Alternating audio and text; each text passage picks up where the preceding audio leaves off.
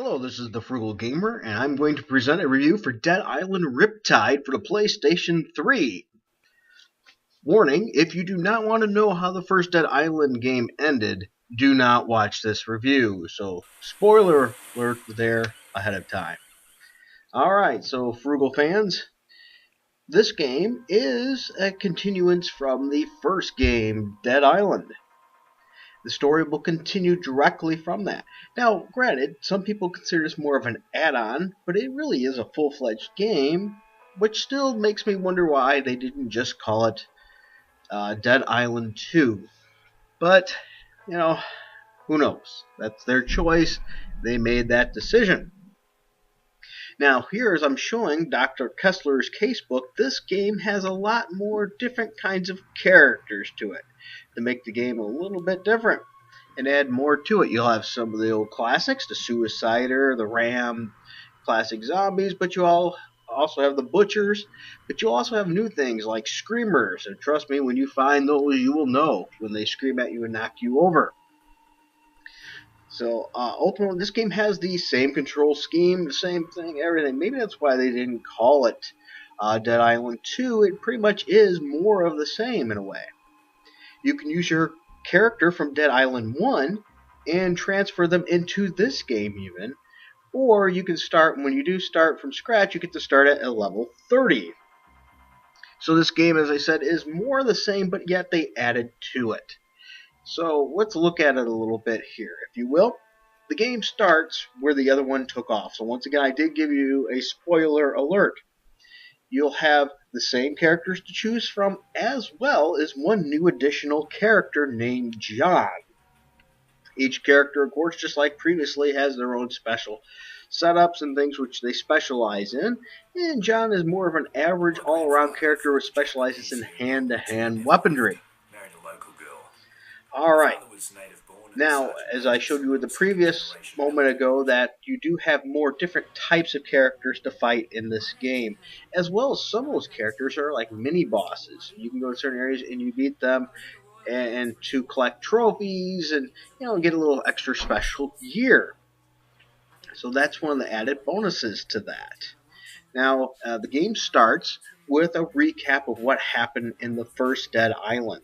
So if you haven't played the first Dead Island, you can technically go into this one and understand what's going on. But once again, that is your choice, so you don't have to play the first one, but I prefer to. If I'm going to play a series, I usually start from the very beginning. So she tells you, Rena does, about what happened on their way, as well as to tell you that, well, they couldn't save everybody. They did what they could. And as you see here, it's going to go through the story and give you tell you about what happened in the past one, who died, who didn't make it, things like that. And you escape the island on a helicopter. They even tell you what levels based on the information of what you went through in your story. So when you go to the helicopter, you get to the ship, and that's where your story technically will evolve and take off from there. And here you're going to find out it evolves. There's more to it, especially to your characters as well. You're going to learn, and this is where your characters also meet John and learn about John as a character as well. So, as I said, the game starts at this boat, if you will, and by giving it more development in the story, and it still has the classic tongue-in-cheek B-movie kind of mentality to it. So, you go through all this spiel here. I've cut some of it down so you'll see some more original things too when you go and play it. But you wake up in the ship because they're looking into experimenting on you. They want to see why you're not having the same issues that these other people did when they were bitten. And you are also curious about John from the very beginning too, and what he's doing there. But really, this is just their way of introducing him to the game. I guess it doesn't affect me. Now, as I said, you wake up on the ship, you get introduced to John, who also appears to be immune. And that's one of the things that is interesting and adds to the development of this game, is you find out your characters really aren't immune. They just handle this immunity different, this situation, this outbreak differently. It impacts them in a different way, which is how you got the Fury meter. You'll still have the same as they passed there, workbenches and things like that, just like the original game. Same fight mechanics, same graphics, all that. So there's nothing really too revolutionary and different there to add to it. And that might be a good thing, and it could be a negative thing. Now, so as I said, the story's going to develop about your immunity and things. It starts on the boat. You'll get more gunplay and everything in this game too, but it's really more of the same with more added to it. You're going to get things like protecting an area, which I'll show you at the end of this video, whereas you'll actually set up defenses and you have to fight off with the NPC characters waves of undead. Also, later on, you'll unlock a arena area where you can do arena challenges. But that's until you're quite far into the game. Now, this game, in my opinion, seems to feel more hectic than the first, which is good. It adds that, a little bit of a different element to it, and make it possibly a little more fun. Now, as I said, it's more of the same, but with some additions. So, for example, some of the same things. You're still going to get through the same repetitive fetch missions in this game. You'll get a mission, they'll ask you to fetch something, you bring it back to them. This game also suffers from the same mini-map issues and things of that nature, where it's just not perfect on the mini-map to know where you're going to. You also do the building and fixing of weapons, just like any of the others, which I do tend to like. But now where it's different. This game also has more water elements where you'll take a boat through the water. It gives you different kind of creatures based on the water. I didn't particularly like that much because those are built, I think, from my opinion, one person will be steering the other, and there'll be another person or more on the boat to fend it off. And if you're playing by yourself, you have to hop off the boat to attack. So that makes it a little bit of a pain in the butt. Alright, so maybe that's part of my issue with this game, and I'll mention that at the very end of my review here too, just to make it fair. I even hinted at that on the first Dead Island. This, you do the area protections, as I said too, which can be pretty cumbersome and hectic too. The arena battles, you'll have different enemies, which I said adds to it, adds a little more variety from the first one. So overall, it adds to that, which is fun. Now, with that said, as I said, it was more of the same. As you see here, you have some theoretical elements too to add to the story and develop it. That guy you're going to find is integral, so is he. He'll introduce you to the arena, if I recall. Now, I mentioned in my first video that I didn't tend to like this one as much as the first one, and I think the reason is because I played this one just by myself. Whereas the first one, I played it by myself as well as with others. I think Dead Island really shines more when you're playing with friends.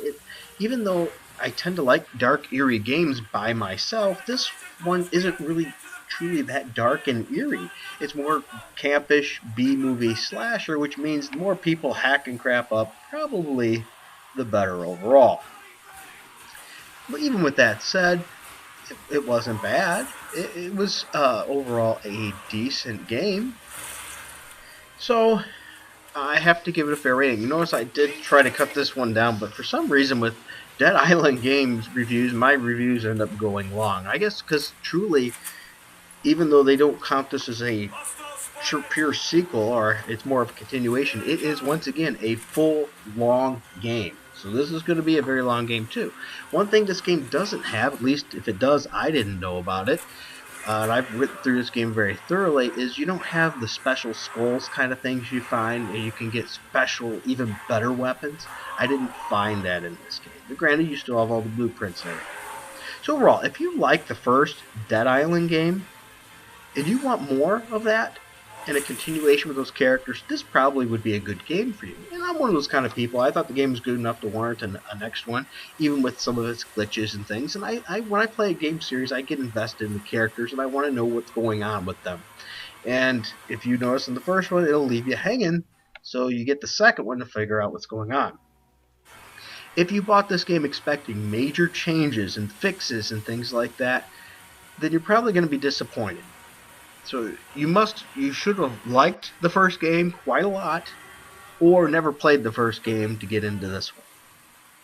The graphics and mechanics are all still the same. There's no real improvements over the first. Matter of fact, there's some of the same glitchiness, though I did find a little less wall glitching and things hitting through the wall, so maybe they fixed that some. I also heard in the first one there was duping, weapon duping, for duplication, where you could actually duplicate your weapon. And I'm not that kind of player. I like to do everything the real way and have it. I think it adds to the fun. But I heard one of the fixes they've done to that is you could still dupe in this, but if you don't put it in a save spot and store your weapons, when you go to the next spot where it saves your game, you're going to actually lose them. So maybe that's a good thing. I don't know. It depends on your game style and things like that. I like this game, but as I said, since I played it with the first one with friends, I liked it more. I played this one only alone. I think if I played this one with more people, I would like it probably equal, if not as much. Overall, would I buy this game or skip it or rent? Well, if you love the first one and you want more of it, it's a buy. If you haven't played Dead Island, you've been wanting to give it a shot, I always recommend going to the first one. But if you don't really want to go to the first one, this one will probably work for you too. It's an okay game. It's a amount of fun. It has a lot of quality content, I think, for what you pay for. Skip this game if you did not like the first one. If you didn't like the first, don't waste your time with this. It's more of the same. Or if you played through it and just didn't enjoy it a lot, then why bother having more of the same? So unless you bought it and you enjoyed it, had a great time, don't waste your money. I would not rent this game. It's too long, really, for a rent. It's going to cost some time and investment in playing this game. And for the price point of the game, you might as well probably buy it if you're going to get it. Alright, so you can find this game easily for under $20. You can buy it used for $17.99 usually, or less at GameStop, or hit the 2-for-1 deals and things like that and get it even cheaper at that time. Or if you watch closely on Craigslist and eBay, you can usually find this game from anywhere between $5 and $10. So for $5 and $10 you get a lot of hours of gameplay hack and slashing on zombies. It's probably well worth it. Now, another interesting thing, too, is one of the reasons I did these two reviews, is Dead Island 2 will be out very, very soon. And this is interesting because I don't want to give too much away, so spoiler alert now. If you don't want to have this ending spoiled for you, now's the time to pause this. 3, 2, 1, make sure it's paused. Okay. At the end of this game, you still don't get a clear ending of what happened. You escape on a ship, but the ship goes up to what appears to be another island or an area somewhere, and you don't know if they're locked into the bottom of the boat or not. There's noises coming out of it, so you don't know if you've turned into full-fledged zombies or morphed or not now, or what happened. So it leaves you unknowing. So it will be interesting to see if we see these characters in Dead Island 2 as maybe NPCs, or maybe they'll be bosses that you fight. Maybe they've morphed and went completely nuts. Who knows? It should be interesting to see.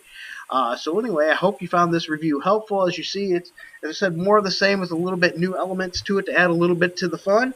So Frugal fans, once again, my reviews are my own. I'm not paid in any way whatsoever to do these to influence my decisions. These are just my own. So keep it frugal, guys. Go out there and kill some zombies. And until next time, I do have some more reviews planned, like Atari Flashback, Retron 5 I plan on doing, the Lag Buster, and some Vita games and things. I have a bunch going. So until then, keep it frugal. Have a great time.